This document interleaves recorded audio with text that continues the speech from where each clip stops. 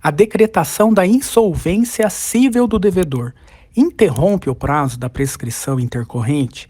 Seja bem-vindo a mais um áudio com uma lição prática jurídica.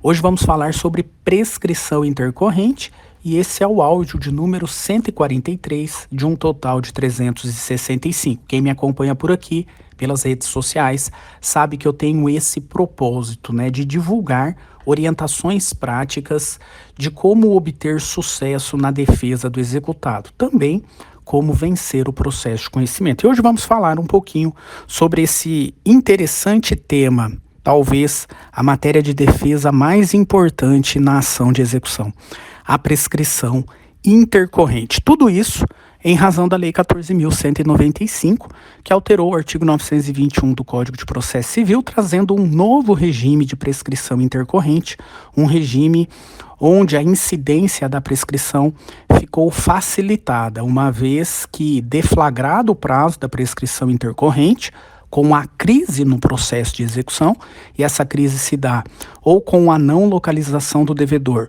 ou com a frustração da penhora, a primeira tentativa de localizar o devedor ou a primeira tentativa frustrada de penhora. A partir daí, é possível deflagrar o prazo da prescrição intercorrente, que agora somente será interrompido, segundo o Código de Processo Civil, com a efetiva citação ou com a efetiva penhora. Leia-se, com a realização do auto ou termo de penhora.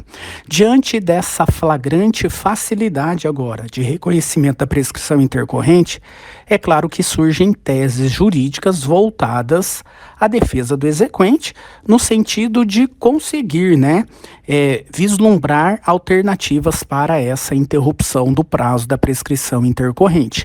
E uma tese muito interessante, defendida pelo exequente, é no sentido de que a decretação da insolvência cível pode interromper o prazo da prescrição intercorrente. Por que essa tese defendida pelo exequente?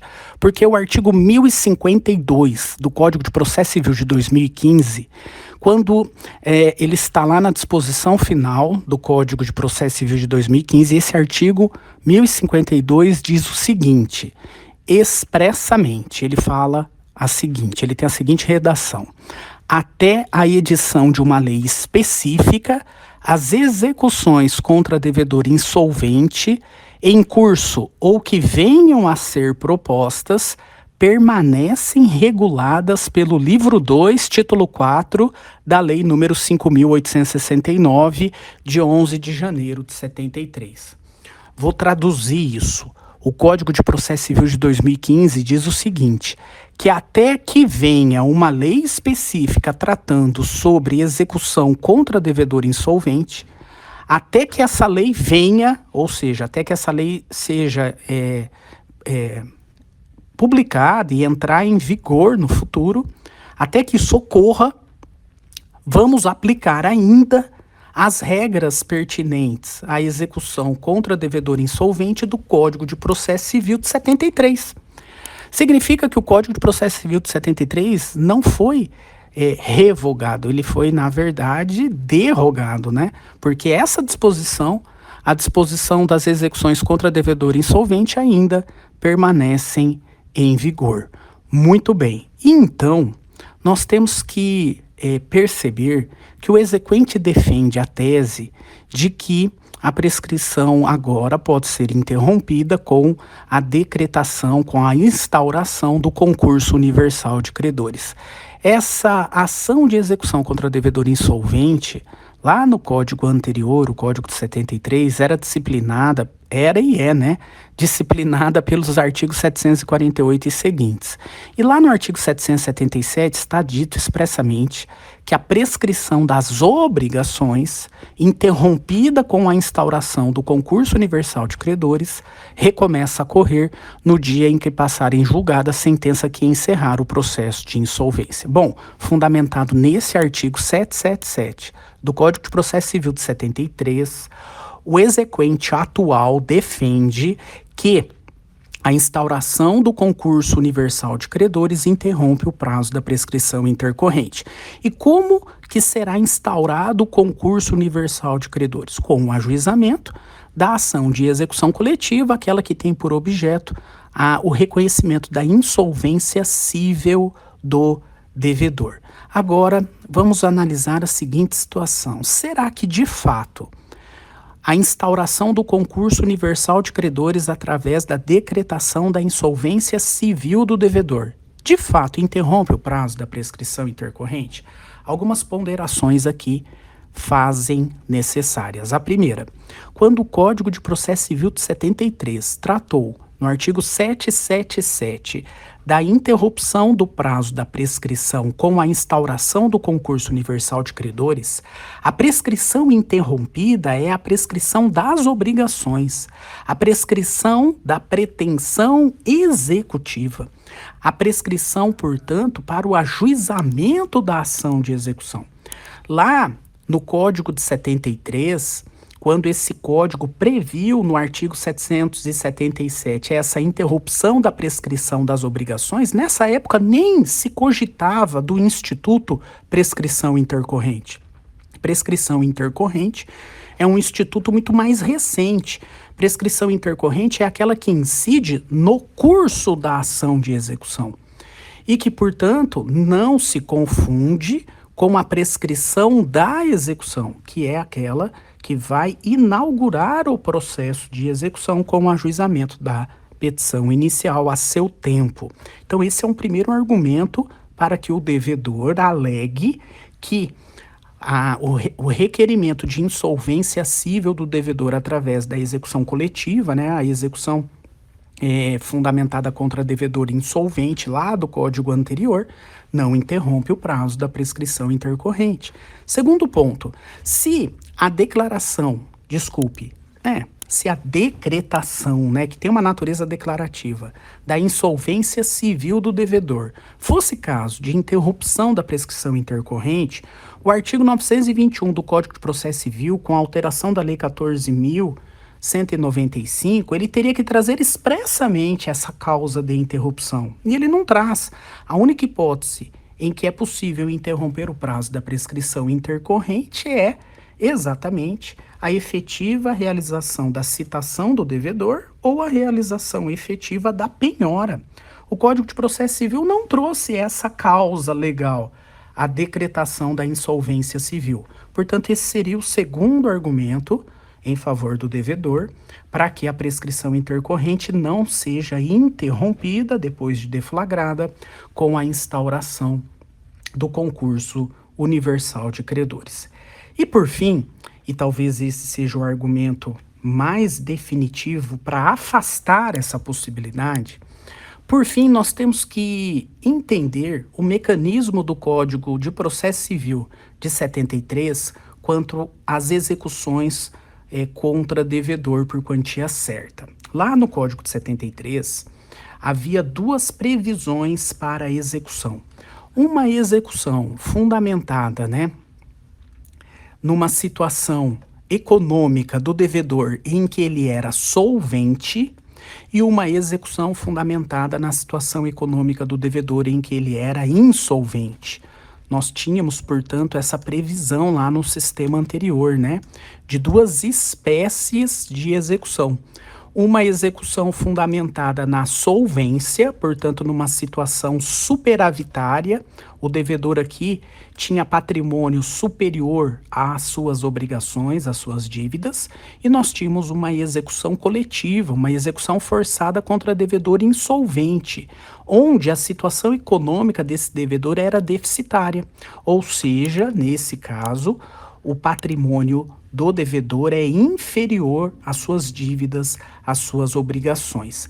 E essa execução forçada contra devedor insolvente, prevista nos artigos 748 a 786, se justificava para aquela situação em que algum dos credores quirografários ajuizava essa ação coletiva e nessa ação coletiva se buscava, primeiro, a decretação da insolvência civil desse devedor. E depois de reconhecida a insolvência civil, é que aí então haveria o concurso de todos os credores quirografários para que aquele patrimônio existente, ainda que inferior ao valor da dívida, aquele patrimônio existente do devedor pudesse ser rateado de forma igual entre todos os credores quirografários. Essa era e é, né, a ideia da execução forçada contra devedor insolvente. Agora, no Código de Processo Civil de 73, nós temos que fazer ainda algumas ponderações importantíssimas. Primeiro, esse procedimento é um procedimento híbrido, porque ele é inaugurado por uma petição inicial em que o credor quirografário deseja, num primeiro momento, a decretação da insolvência do devedor. E depois de decretada a insolvência do devedor por uma sentença declaratória do juiz, após um prévio contraditório e com direito de defesa do devedor, aí sim se inaugura a segunda fase, a fase do concurso dos credores, para que depois o bem, os bens que pertencem, né, o acervo patrimonial que pertence ao devedor, esse acervo patrimonial ser dividido entre todos esses credores de forma igual, os credores quirografários. Agora, algumas questões aqui são importantes. E a primeira delas é uma pá de cal na tese de que a decretação da insolvência civil interrompe o prazo da prescrição intercorrente, porque o STJ e a doutrina têm posicionamentos bem sedimentados no sentido de que o autor da execução individual, aquela em que teve o início do prazo da prescrição intercorrente, ele só pode ingressar com a ação visando a declaração de insolvência do devedor para instaurar o concurso universal se antes esse credor desistir da execução singular, pois, segundo o STJ e a doutrina especializada na matéria, é impossível a utilização simultânea das duas vias judiciais para a obtenção do único bem da vida.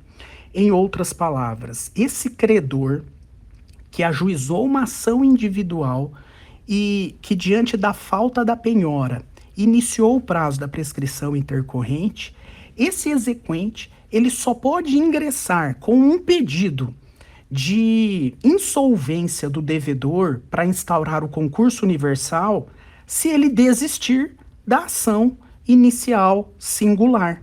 Bom, se ele tem que desistir da ação de execução singular que deflagrou o prazo da prescrição intercorrente para ajuizar a ação de insolvência do devedor e a instauração do concurso universal, é claro que não vai interromper o prazo da prescrição intercorrente, porque ele vai ter que desistir da ação de execução singular, onde o prazo da prescrição intercorrente iniciou. É, segundo o STJ, impossível que as duas execuções, a individual e a coletiva que visa a declaração da insolvência do devedor, elas tramitem simultaneamente, tendo como autor o mesmo exequente, o mesmo título executivo. O agravo interno, no agravo em recurso especial 2.040.588 do Paraná, julgamento no dia 19 de setembro de 2022, do STJ, confirmando um julgamento anterior de 2013 do STJ, ele é no seguinte sentido: ação declaratória de insolvência civil, aquela que seria a necessária para interromper o prazo da prescrição intercorrente. Ação declaratória de insolvência civil, interesse de agir não caracterizado, pendência de ação executiva em curso. O autor da execução individual frustrada só pode ingressar com a ação visando a declaração de insolvência do devedor para instaurar o concurso universal se antes desistir da execução singular, pois há impossibilidade de utilização simultânea de duas vias judiciais para obtenção de um único bem da vida, sendo certo que a desistência como causa de extinção da relação processual anterior necessita ser homologada pelo juiz. Bom, esse julgado do STJ colocou fim a essa discussão. Se não é possível concomitantemente tramitarem a execução individual e, paralelamente, a ação declaratória de insolvência civil que visa o concurso de credores, então, essa decretação da insolvência civil não vai interromper o prazo da prescrição intercorrente, porque eu vou ter que desistir da ação de execução individual para ajuizar a ação coletiva. Então, vemos por todos esses ângulos que essa tese, salvo o melhor juízo, não vai poder prevalecer no caso concreto, até porque o STJ tem esse posicionamento consolidado desde o ano de 2013. É isso. Nós vamos voltar a esse assunto. Eu vou aprofundar também em aulas específicas falando sobre insolvência civil. Mas isso numa outra lição prática, numa outra oportunidade. Até lá. Valeu, pessoal. Nos encontramos na nossa próxima lição prática jurídica do dia. Fechou?